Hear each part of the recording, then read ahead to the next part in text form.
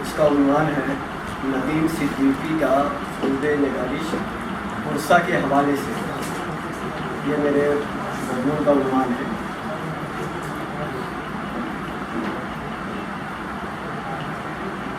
دسمبر 2015 میں شائع ہونے والی ندیم صدیقی کی کتاب پرسا 423 صفحات پر مشتمل ہے، جس میں مرحوم شعراء، علماء اور صحافیوں کے تذکرے کے علاوہ دیگر مضامین بھی شامل ہیں.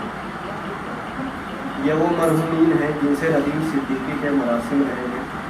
برف کی سل کے عنوان سے مصنف کا ذاتی اظہار ہے. بعد صفحہ 9 سے صفحہ 181 تک 24 مرحومین شعراء علماء کا تذکرہ ہے. ان میں زیادہ تر قلمکار ممبئی اور اس کے منافعات سے تعلق رکھتے ہیں. یہ تذکرہ فنا نظامی سے شروع ہو کر سیرار لکھنؤ پر ختم ہوتا ہے. اس کے بعد دیگر مضامین بالترتیب اس طرح ہے: ہے پربھو کہاں ہے تو، سفر نامہ راجستھان کا ہے.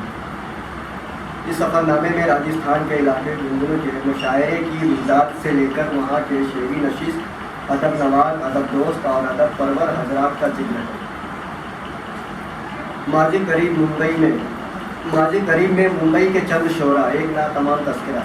اس تذکرے کے اکثر شعراء علماء مرحوم ہو چکے ہیں. یہ تذکرہ اس کتاب کا سب سے طویل مضمون ہے، جو 48 صفحات پر مشتمل ہے. اس کے بعد ممبئی کے اردو اخبارات و رسائل اور چند صحافی ایک ناتمام تذکرہ ہے، جو 24 صفحات پر مشتمل ہے. اس میں ممبئی کے اردو اخبارات و رسائل اور اس کے مالکان، مدیران اور صحافیوں کا ذکر ہے. احمد مرزا جمیل اور ممبئی کے چند کاتبوں کے تذکرے میں احمد مرزا جمیل کے پرسے کے ساتھ 3 پیج اردو سافٹ ویئر کی ایجاد پر معلومات بھی فراہم کی گئی ہے، اور ساتھ ہی ممبئی کے معروف کاتبوں کا ذکر بھی ہے. ذرا سنبھال کے لفظوں کو جوڑیے صاحب.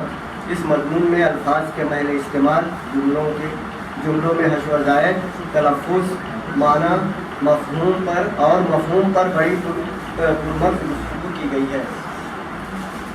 اس کے بعد روزنامہ اردو ٹائم میں ہر ہفتے شائع ہونے والا ندیم صدیقی کا مشہور کالم آج کل کے تحت 23 اپریل 2010 سے 29 اگست 2015 تک کے مختلف موضوعات پر 69 مضامین بھی شامل ہیں. پھر آخری صفحہ احباب کے اظہار تشکر پر خاتمہ بالخیر. پیش لفظ کی حیثیت سے پہلا مضمون بعنوان برف کی سل کا پہلا پیراگراف اس قدر فکر انگیز ہے کہ نظریں جاتی ہو جاتی ہیں. کتنی مشابہت ہے حیات اور برف کی سل میں. کتاب کی یہ ابتدائی تحریر پوری کتاب کے مفہوم پر محیط ہے. اس کتاب کے مطالعے کے بعد ہی یہ عقدہ کھلتا ہے کہ پرسا، برف کی سل اور مصنف میں کیا ربط خاص ہے. اقتباس ملاحظہ فرمائیں.